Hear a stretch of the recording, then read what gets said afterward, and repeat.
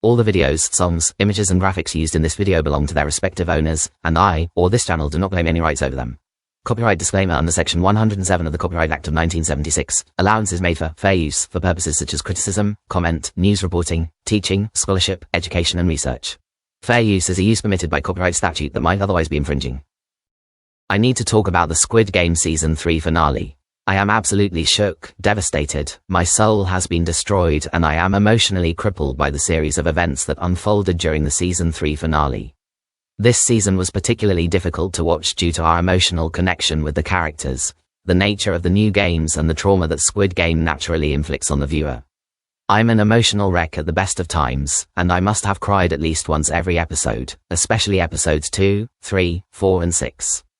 Seriously, Squid Game, have you not caused enough trauma in seasons 1 and 2, horrendously snuffing out the lovable player 199 Ali Abdul, and then violently silencing player 67 Sae-byuk before the final round, without absolutely stamping out my heart throughout the whole of season 3 by slowly but surely eliminating every last remnant of hope I held for the survival of my favorite players. First off, let's talk about the grueling first game, Hide and Seek, which has got to be the most suspenseful, heinous game to date. Seeing all the players randomly divided into red and blue and then pitted against each other in a game of hide and seek to the death was totally unnerving and damn right cruel.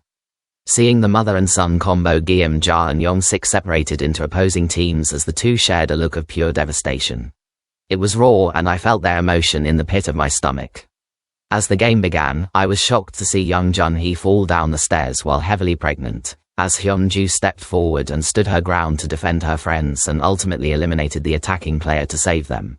Soon after, Jun-hee finds herself in labor, where Geum-ja and Hyun-ju do everything in their power to deliver the baby safely and protect Jun-hee from harm.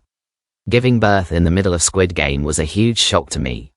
Even though she was heavily pregnant, I didn't envision for 1 minute that they would truly include a baby in the Squid Game world, and the sort of impact that baby would have for the players involved.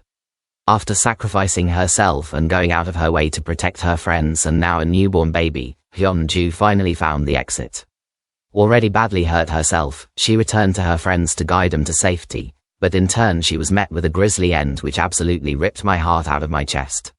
I did not envision for 1 minute that she would meet her end here, and I absolutely cried like a baby as she fell to the ground eliminated.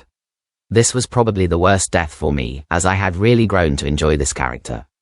This character represented strength in the face of adversity, bravery, hope and truth, and I was utterly devastated to lose this character here.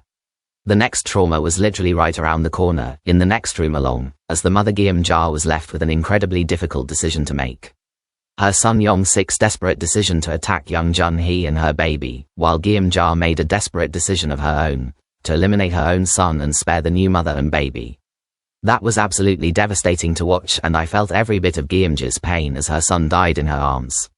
The last death in this round to shock me to the core was Gi-hun's strangling Dae-ho to death. This was incredibly horrible to watch, knowing Dae-ho's betrayal wasn't necessarily a betrayal, but the actions of a coward, and watching these two fight it out and ultimately ends in the strangulation of Dae-ho at the hands of Gi-hun was a difficult watch.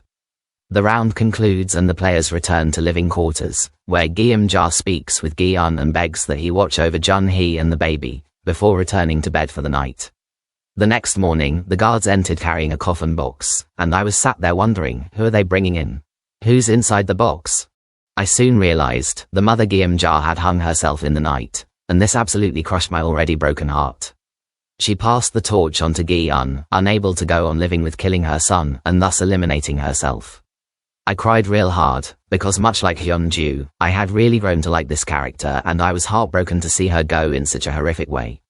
The next pit of sadness was in the jump rope game, where it was painfully obvious that Jun-hee was not going to make it across with her busted ankle. It seemed like there was a sliver of hope as Gi-hun vowed to come back for her after safely delivering her baby to the other side, but as the timer ticked down it became clear that this was another death I did not want to face. As Jun-hee made her own final decision, she used it to ensure the safety of her baby by sacrificing herself and throwing herself off the edge. This was terribly sad, and you guessed it, I cried again. I really hoped there would be some way for all my favorite characters to escape the Squid Game, and finally get their happy ending, but it was becoming quite clear that this was not the case. The story continues and the final game begins.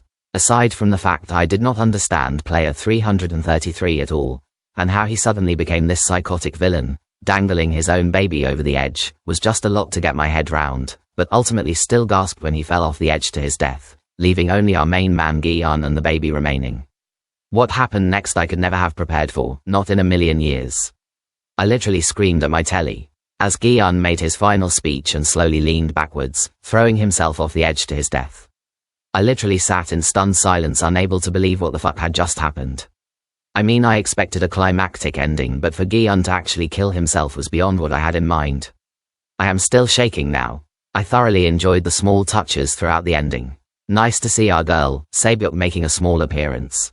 Nice to see Se-byuk's little brother finally reunited with his mother, Gi-hun's daughter taken care of, and of course, the introduction of Squid Games taking place in Los Angeles, as teased by the beautiful Cate Blanchett in the ending sequence. I'm sure I need counseling after watching season 3 because that was absolutely fantastic, and I highly recommend you drop everything you're doing right now and head on over to Netflix to watch this absolute masterpiece of an ending to a fantastic series. And please do leave your comments, thoughts and opinions. I am desperate to chat with others about Squid Game season 3 finale. But for now, and until then, much love and stay gaming.